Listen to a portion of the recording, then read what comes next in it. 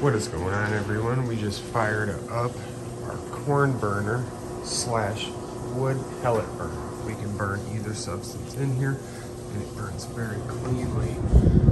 All of the ash just gets caught down in our trap down here.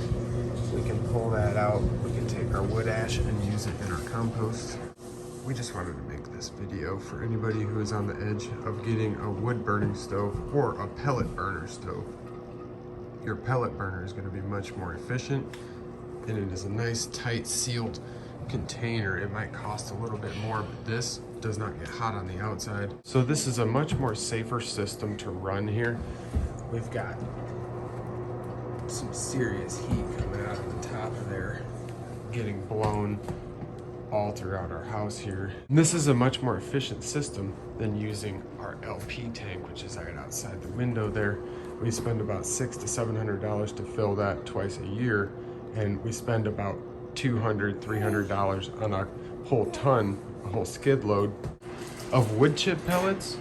Yeah. Or we can get corn very, very cheap. We can burn feed corn in here, but with our feed corn, it does not burn as clean as our wood pellets.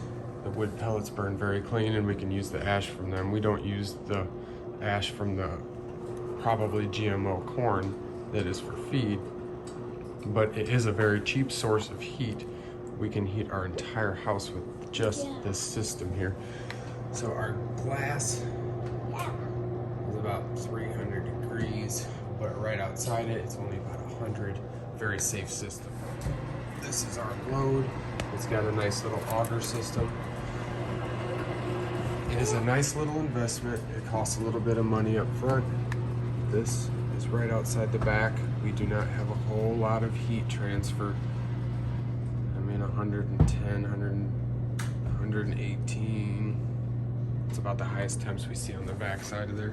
So it's a little more safer than having a regular wood burning stove, and it's a lot less work.